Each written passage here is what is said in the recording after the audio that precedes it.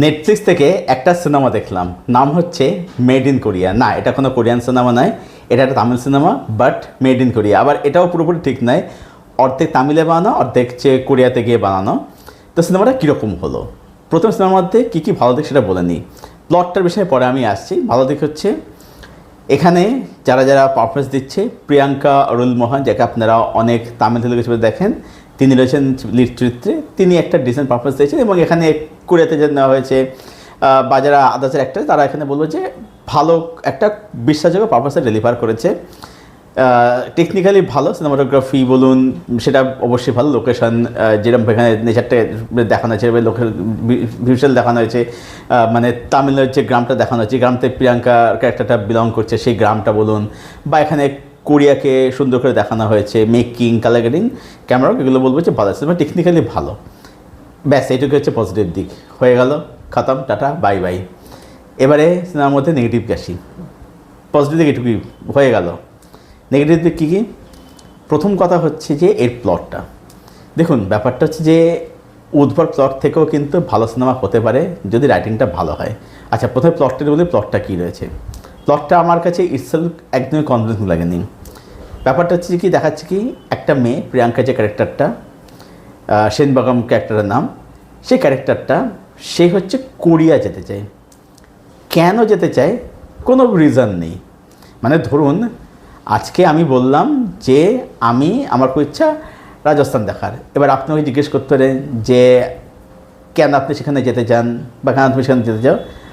আমি তখন কী বলবো যে না, রাজস্থান, সেখানে সত্যজিৎ রায় সোনার কেল্লা শুটিং হয়েছিল, আমার খুব ইচ্ছে চোখের সামনে থেকে ওই জাসমিন ফোর্ট যেটা সোনার কেল্লা আর কি, সেটাকে দেখার, বা হচ্ছে সেখানে মরুভূমিতে উটের পিঠে চড়ে মরুভূমিটা পুরো ভালো করে ঘুরে দেখার, তারপরে হচ্ছে সেখানে হাওয়া মহল, হ্যাঁ, তারপরে হচ্ছে চিত্তরগড় ফোর্ট, এইগুলো সব আরও যা যা জায়গা সেগুলো সব দেখা আর কি।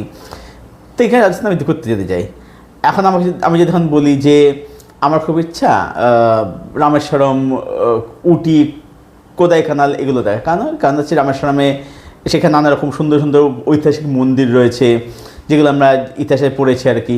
তারপর ধরুন ওখানে একটা ব্রিজ রয়েছে, যে ব্রিজটার উপর দিয়ে ব্রিজটা সমুদ্রের মধ্যে সেই ট্রেন যায়, বা সেখানে সড়ক পথে রয়েছে, সমুদ্রের মধ্যে পুরো ব্রিজটা গেছে, ওই ভিউটা আমি দেখতে চাই। বা কোদাইকানালে একটা যে পাহাড়ি ভিউ রয়েছে, উটিতে পাহাড়ে একটা ভিউ রয়েছে, বা চেন্নাইতে উঠে যে টয় ট্রেন যায়, সেটা আমার চড়ার ইচ্ছা, যে এখানে যেতে চাই। এটা হচ্ছে একটা কারণ। এখানে কারণ নেই। আবার এখানে জাস্ট রয়েছে কী বলে যে স্যার তাহলে আপনি আপনার বউকে এখানে বিয়ে করেছিলেন। আরে বিয়ে করার একটা পারপাস প্রতিটা মানুষের জীবনে থাকে, যে মানুষ সারা জীবন মানে একা থাকতে হয় না বলে মানুষ একজন সঙ্গীর জন্য মানুষ বিয়ে করে, এটাই তো। তো এটা জাস্ট কখনোই হয় না। এখানে দেখানো হচ্ছে কি না, কোনো কারণ নেই, ও শুধু কোরিয়া যেতে চায়। এবার একটা কারণ জিনিসটা দেখানো হচ্ছে, বা সেটা ওই মানে কি বলবো, যে একটা সারফেস লেভেল জিনিসটা থেকে যাচ্ছে আর কি। যদি এরকম দেখানো হতো যে এই মেয়েটা সে একটা জব পাচ্ছে অ্যাপ্লাই করে কোরিয়াতে, সেই জবের পারপাসে কোরিয়া যাচ্ছে, ঠিক আছে, সেখানে কোরিয়া যাচ্ছে, বা কিছু একটা পড়াশোনা করার জন্য সে কোরিয়া যাচ্ছে, হায়ার স্টাডিজে কোরিয়া যাচ্ছে, গিয়ে সেখানে সে ফেসে যাচ্ছে, তাহলে কি হতো, এই যে ক্যারেক্টারটার জার্নিটা আমরা ফিল করতে পারতাম। কিন্তু সেই জার্নিটা আমরা ফিল করতে পারছি না, বিকজ প্লটটাই আমাকে কনভিন্স করতে পারছে না যে মেয়েটা কোরিয়া যেতে চায় কেন, তার পারপাসটা কি। আমি যেমন একটাকে বললাম যে আমি কেন সাউথ ইন্ডিয়া জায়গাগুলো যেতে চাই, বা আমি রাজনৈতিক জায়গাগুলো যেতে চাই, আমি সে কারণটা বললাম, ঠিক আছে। এখন আমি যদি বলি যে না আমি যেতে চাই এখানে যাই না, আমি শুধু যেতে চাই, এটা তো কোনো কারণ হতে পারে না। ঠিক সেটা এখানে হচ্ছে।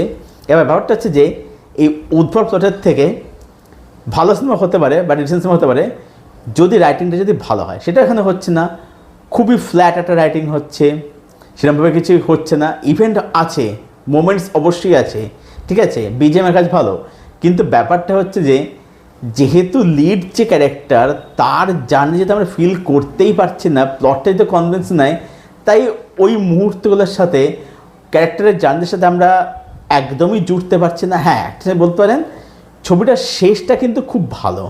ছবিটার মধ্যে ওই যে একটা কালচারাল বেরিয়ানদের যে মেসেজ ডিরেক্টর দিচ্ছে, সেটা অবশ্যই বলে খুবই ভালো, সেটা অ্যাপ্রিশিয়েট করার মতো। কিন্তু সেটার জন্য তো ওভারঅল সিনেমাটা তো ভালো হতে হবে, সেটা তো হচ্ছে না। সিনেমাটা প্রচণ্ড একটা ফ্ল্যাট রাইটিং, একটা ভীষণ প্রেডিক্টেবল বিশ্ব সিনেমাটা হাঁটছে, ঠিক আছে? মানে আপনি বুঝতে পারেন যে সিনেমার এরপরে কী হবে কি না হবে। হ্যাঁ, লাস্টেরটা ভালো বলে ছবিটা নিয়ে খুব একটা রোস্ট আমি করলাম না, ঠিক আছে? যে ওখানে যেটা মেসেজ দিয়েছে, কিন্তু ব্যাপারটা হচ্ছে যে শুধু মেসেজ ভালো হলে সিনেমা ভালো হয়ে যাচ্ছে না, তার জন্য বাকি সিনেমা তো ভালো হতে হবে।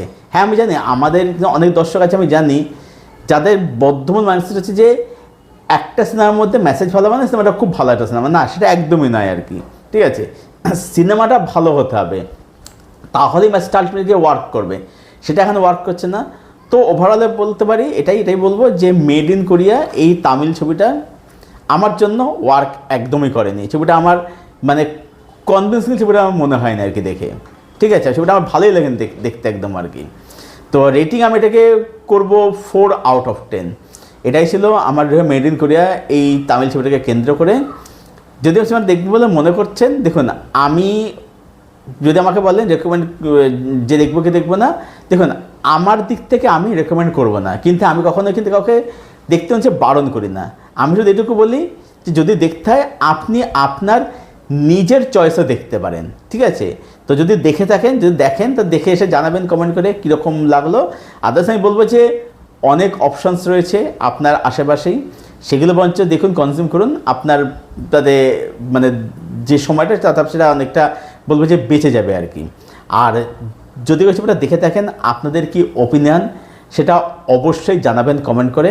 আপনার কোনো উত্তর আমি ডেফিনেটলি দেবো। আর এই ভিডিওটা ভালো লাগলে ভিডিওটাকে অবশ্যই লাইক করবেন, শেয়ার করবেন, চ্যানেলটাকে অবশ্যই সাবস্ক্রাইব করবেন। চলুন ভিডিও এখানে শেষ করছি, দেখা হচ্ছে আপনাদের সঙ্গে পরের কোনো ভিডিওতে। Till then stay best, keep watching good content.